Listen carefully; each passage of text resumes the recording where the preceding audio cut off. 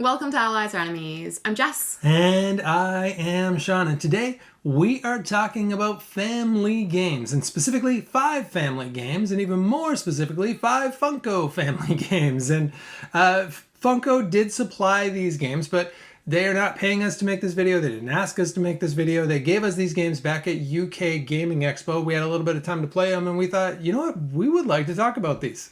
And family weight games are a little bit out of our normal wheelhouse.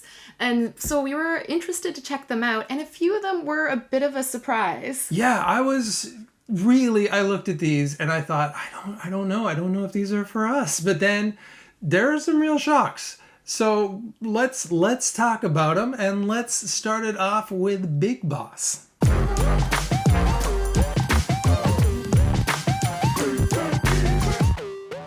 The first game is Big Boss, designed by Wolfgang Kramer, and this is the newer version. So it's a re-implementation of one that was designed, I think, early 90s? Yeah, I think in the 90s. And it's been updated a little bit. I think the art's been updated, but also importantly, the rules have been updated. And we had never played Big Boss before. And spoiler alert, this was one of the ones that did surprise us. I thought I would not like this at all. I looked at this and I thought it's kind of like an economic game. It's kind of a stock market game. I thought I'm not going to like this. And then we thought, you know what, we're going to play all of them. And it has been the real surprise here. We've played this at different player counts. We've played this with a bunch of friends. We played this with one friend who I talked to another friend, and they were taught by that friend like the next day. So I've been very surprised. What it is you are building buildings. So you've got cards, you use those cards, you play them, they've got numbers on them. When you play it, you put out buildings on the board. First, you put out little headquarters, then you add to those buildings. When you play buildings, you get money, then you use that money to buy stocks. Then at the end of the game, you get points for how big your companies are and how many stocks are in them. That's a very simplified rule set, but that's kind of how it works. And if you heard that, you maybe thought, I don't know about that. And if you look at the board and you're just seeing a board with the numbers all laid out chronologically, again, you're like, I'm not too sure.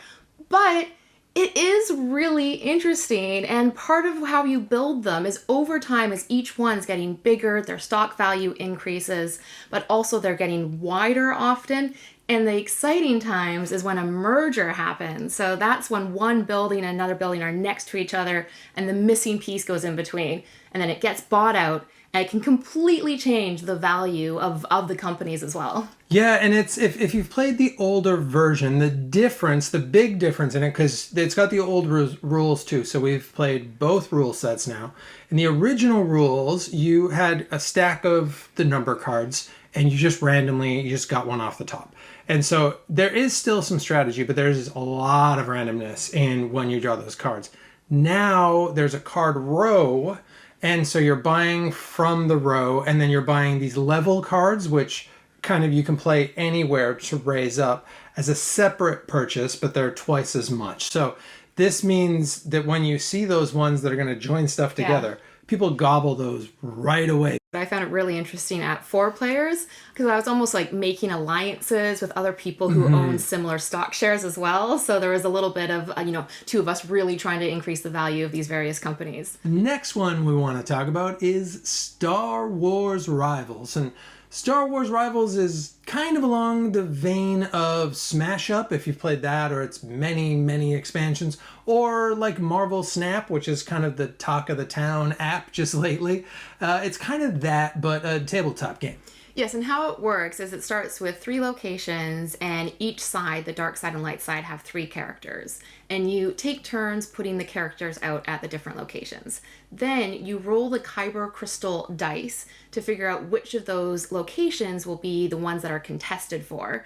And you get a chance to play 1 card face down each, and you resolve the effects of the cards.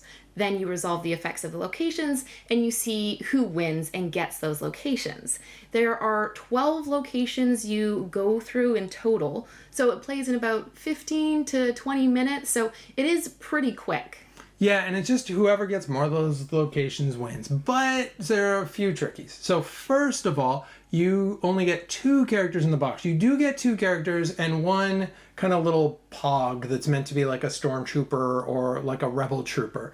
But it's not like one of the minis, because the minis in this are what sell this game. These are like these gorgeous little Funko minis with these amazing little lightsabers, and they're very, very cool.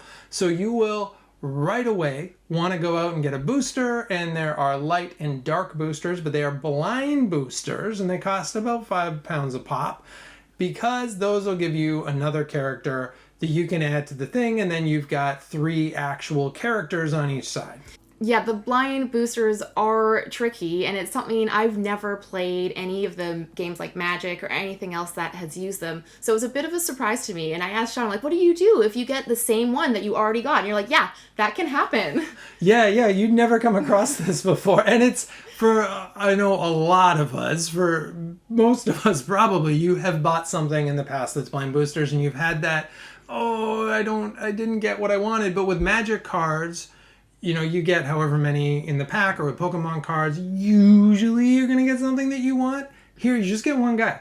So if you get a double of that guy, that's it. You just kind of lost that money. So I don't love that system. And I feel like we've gotten away from that in video games. They've gotten away from loot boxes there.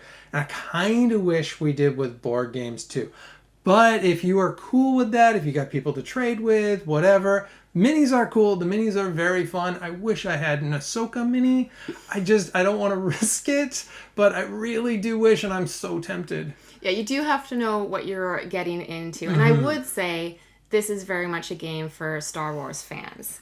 Mechanically, how it plays, it's a fine game. It doesn't do anything, I don't think, like too innovative, but what it is interesting is the Star Wars mini. So if you like the Star Wars world and you love those minis and you love Marvel Snap and you're okay with the blind boosters, then this is the kind of game for you. But if you're not okay with one of those things, I don't know if it would be a fit. Yeah, this is a sort of game that kids are going to play a couple of games at lunchtime. It's very fast.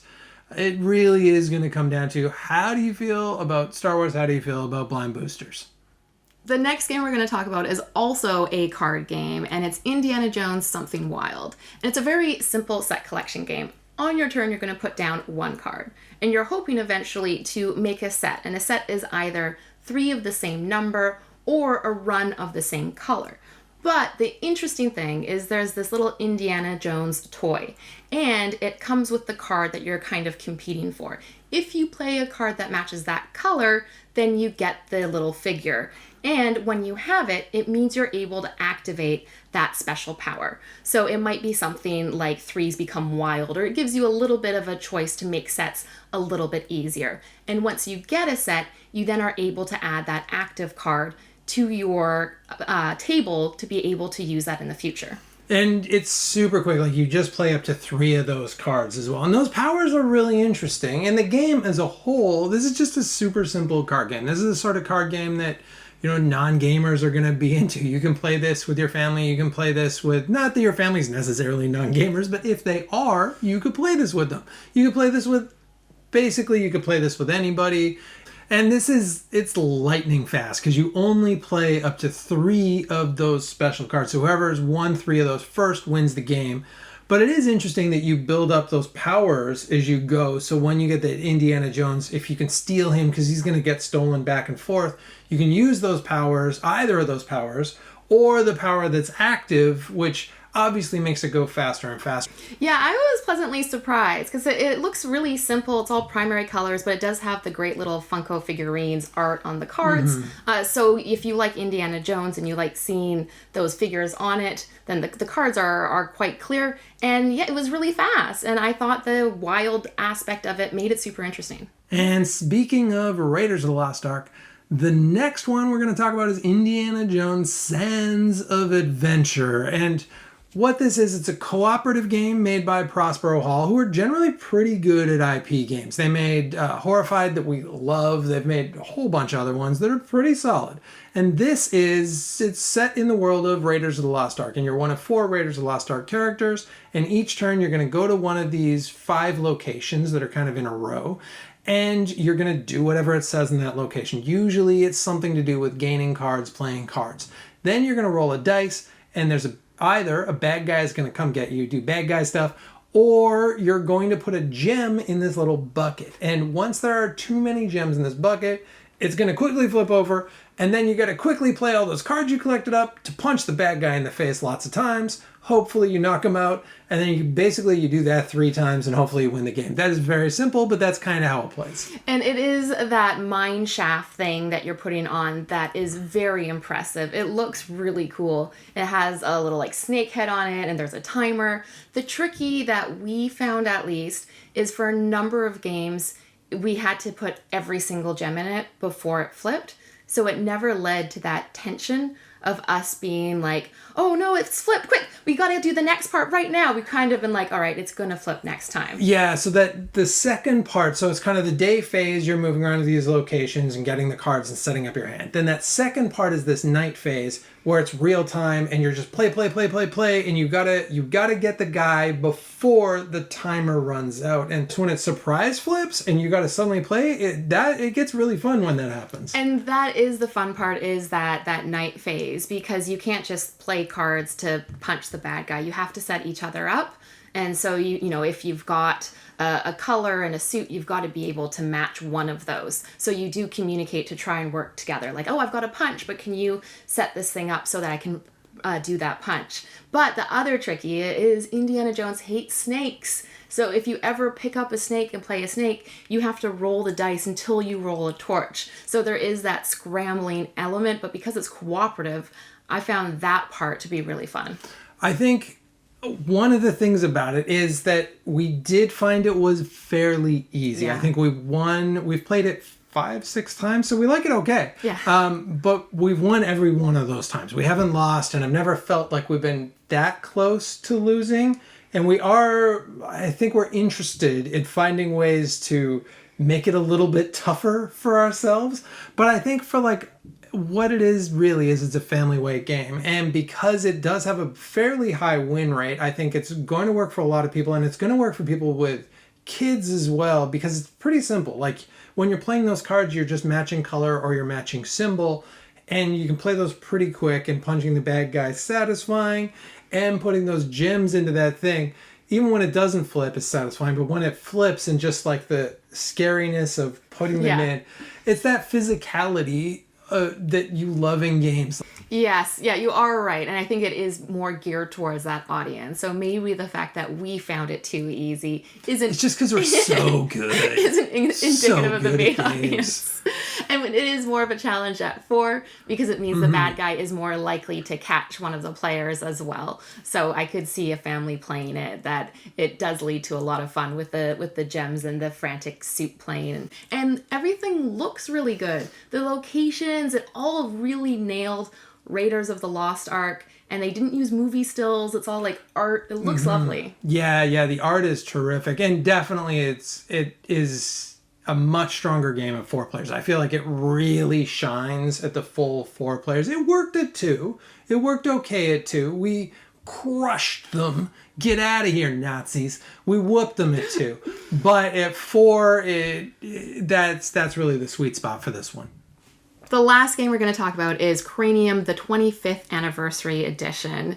And Cranium is a game that we played a lot of growing up, but I haven't played it for about 10 years. So it was really interesting coming back to play it.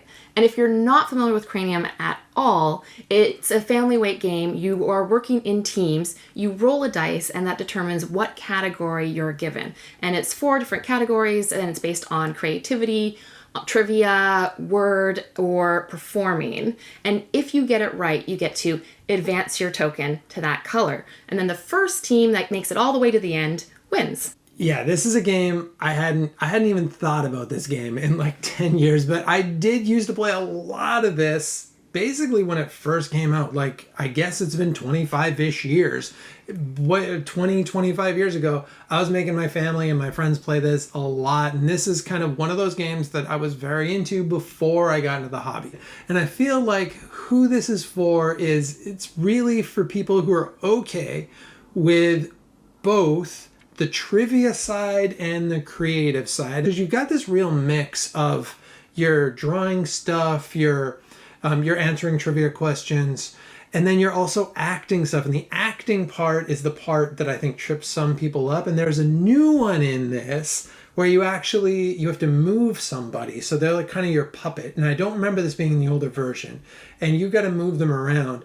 And I was like, I don't really want to do that one. Yeah, you were never really a fan of the performing ones, let alone having somebody move you. Whereas those were always one of my favorite ones. And I was always terrible at trivia, but you loved trivia. So what is interesting is all the 4 categories are so different. So that's one of the draws, but it may mean there might be some in there that you're kind of not okay being put on the spot to do. And that there is a rule, like if you're not okay. Yeah, you can just move on to the next card or someone else on your team, because there's probably someone who's cool with doing it. But it's that is really what the game is. And the 25th anniversary edition is very much kind of how you remember it. What did you think of the new look of it, though? Because it looks different. It does look different. It's a plastic cover that goes on top. And so I think it makes sense that everything is stored in this circular plastic thing. I don't even know if you would need the box itself then if you just took that out. It's almost the size of the box, but if you didn't want a box, everything stores inside of it. And so that's probably the goal. So I could see that being a bonus, but I just like a classic board. So I prefer moving along a board, but it isn't too much different. Whether you're moving around in a circle on a plastic thing or moving around on the board, it is fairly similar. I will say there's these little kind of dot things that you stick into it of the different colors, and those do fall out a bit. So you might just want to glue those in if you're going to chuck the box and you just want to keep the plastic thing. If that's your thing, I would just put a little dab of glue on those guys to keep them in. But yeah, I agree. I like a classic board, and the clay smells just as bad as I remember. Well, I don't know. I really have a memory of it smelling worse, but I was really happy to see the clay because I was worried that in the new edition they wouldn't have clay, or they'd have some like newer synthetic product like clay, because mine dried out super quick. But you said yours never dried out. The reason for this is that I'm the sort of person who puts my things away, and mine, you could still use it today. And there still is the purple clay. So if you're very good at making sure that lid is always shut, then it shouldn't be a problem. But the clay, everyone loves the clay. It's the selling point. I feel like that's always been the draw. Outside of the clay, this is kind of, you're slamming together like 8 different board games. If you're not interested in having all of the categories put together, there are other games that do focus on the various aspects. So like for word games, we really like Just One, and so Clover. There's pictures if you're just interested in the picture that looks aspect. really, I haven't played that, but it looks really cool. It does look really cool. And the whole host of party games. And I think essentially a lot of these party games were probably inspired by Cranium. So kind of launching off and getting a little bit more specific. But if it is Cranium that you're looking for, well, there's a 25th anniversary edition it's now. It's like the granddaddy of party games. I don't know if it quite, maybe it is. But yeah, this is kind of the OG party game, and it's been kicking around for 25 years. So, good on it. And that's it. Those were 5 family weight games, which do sit a bit outside of our usual wheelhouse, but it was fun to play some of these lighter games. And Big Boss in particular was a bit of a surprise. Yeah, Big Boss was a very pleasant surprise for me, but I liked a few of these. I thought Sands of Adventure had just really terrific art and production. Something Wild was just a fun, light card game, and I like having those Star Wars toys. I'm so tempted to try and get Ahsoka.